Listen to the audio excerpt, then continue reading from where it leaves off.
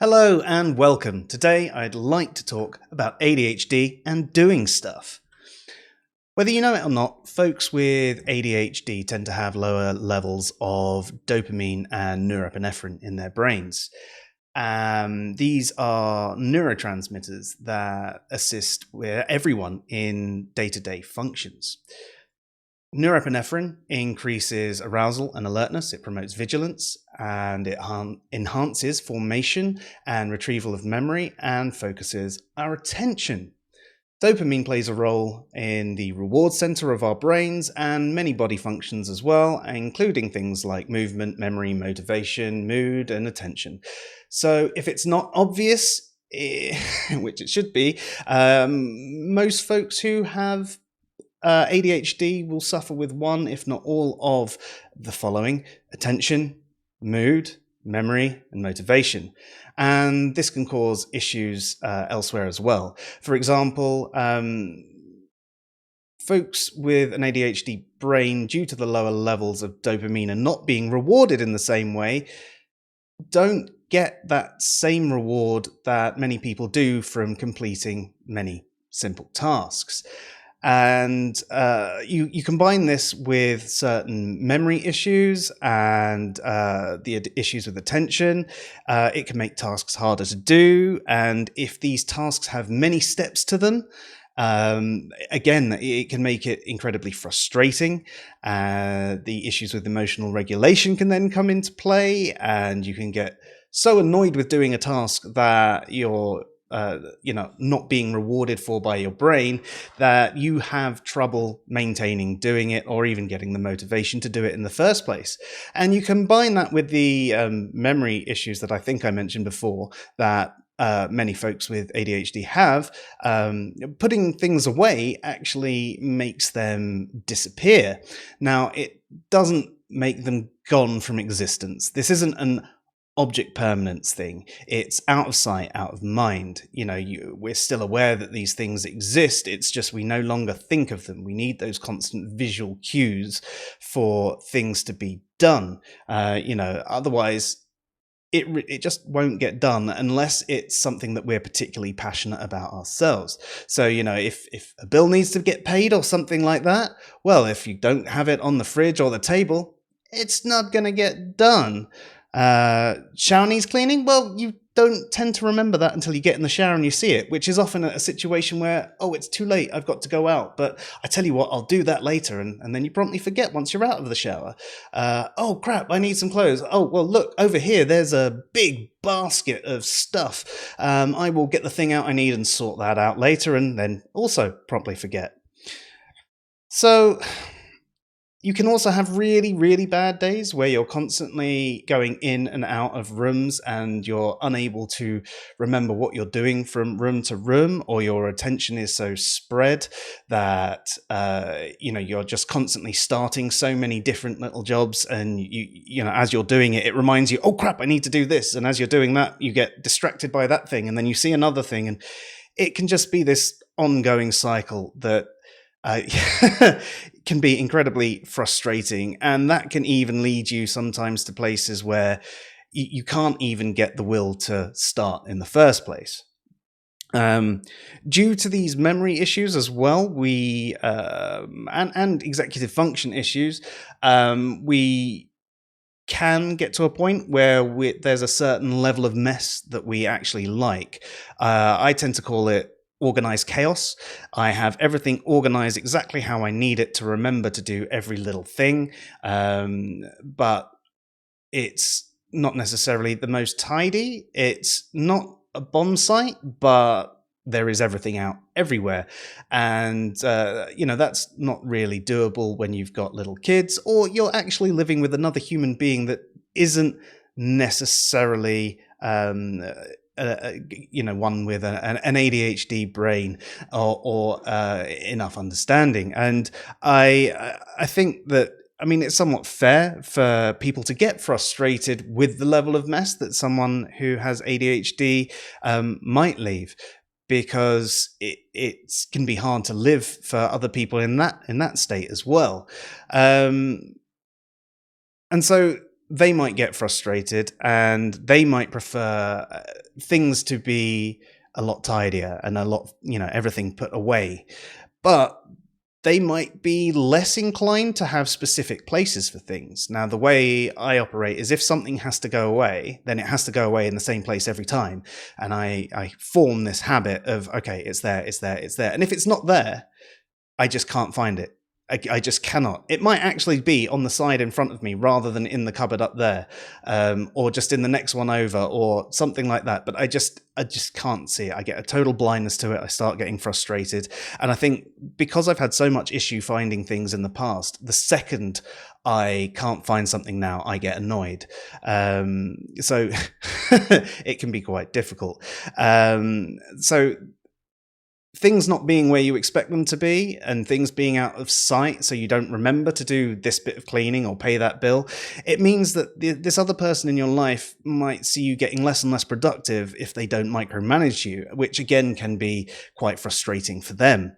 And what's more, they may see you at a friend's house or a partner's house, not a partner, a friend's or a parent's house, and see you getting involved and see you doing, jobs for them, whether it's you're helping out with gardening or you're cooking for them or you're helping them move, or you're doing things without being asked. You finish your meal and you're instantly cleaning up the dishes for everyone. And they're like, well, why can't you just do that at home? But part of the reason for this is that folks with ADHD tend to be people pleasers. And the reason for this is we don't get rewarded for doing the jobs, but getting thanked and seeing the appreciation and gratitude within people actually does give us that reward. And all of a sudden, our brains are going, yay, well done. So that is why we tend to do more things for other people. Whereas in your home environment, you're not doing the same sort of things.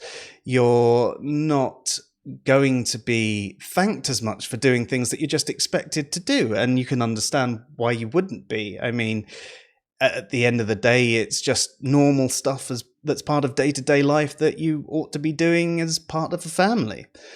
But that is the reason it's harder to get that motivation to do things for yourself and within the family, because there isn't that same sort of thing going on. Whereas your friend or your parent or whoever you've helped out will happen to, be a little bit more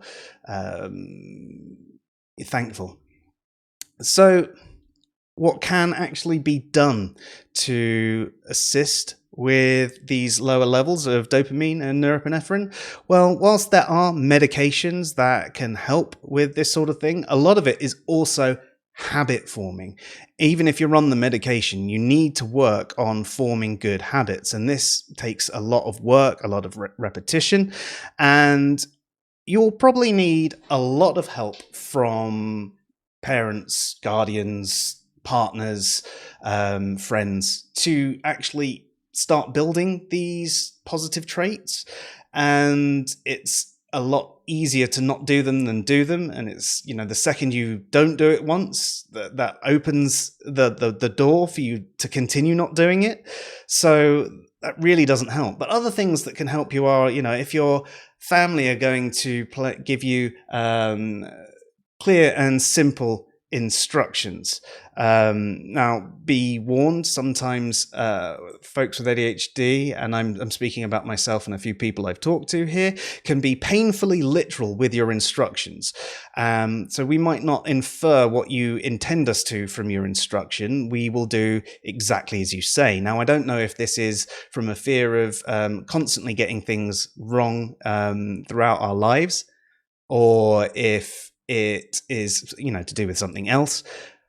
But if you tell us to do something, we will likely do exactly that. And so if you don't tell us the exact same thing, it can go completely wrong and it can lead to a bad situation. And an example of this from my life was over the summer, my wife asked me to put something outside, so I put it outside. I literally did what she asked me. I put it outside the front door. We were in the process of cleaning the kitchen lounge area.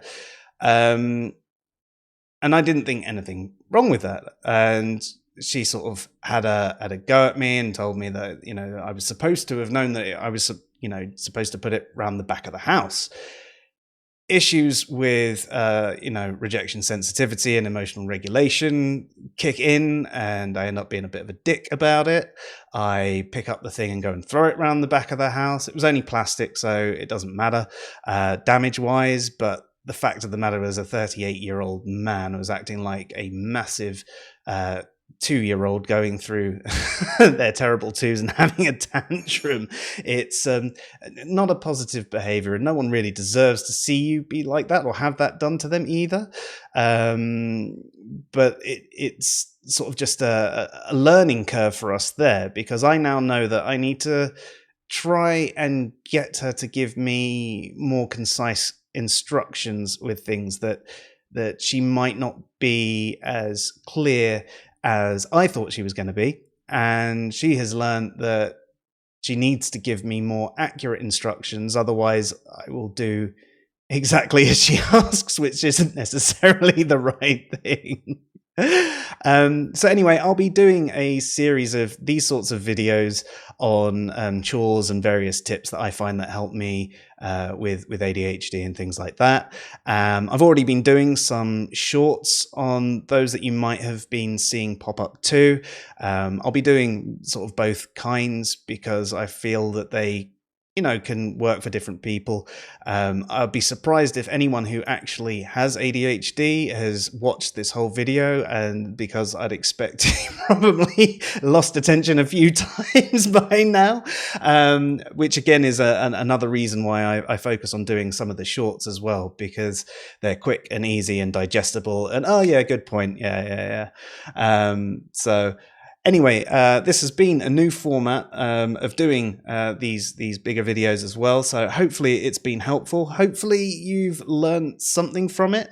As you know, I'm just someone on this journey myself. I got an adult diagnosis, and I'm talking about things that I've learned, things that have helped me, and I'm looking to interact with other people who are at any other part of their journey. They might find that some of this is helpful for them, or they might have additional tips, and hopefully we can build a wider community of people that can share these ideas, and also build understanding with people that don't have ADHD, so it becomes less of a burden on them as well, because that's how they can feel about it sometimes.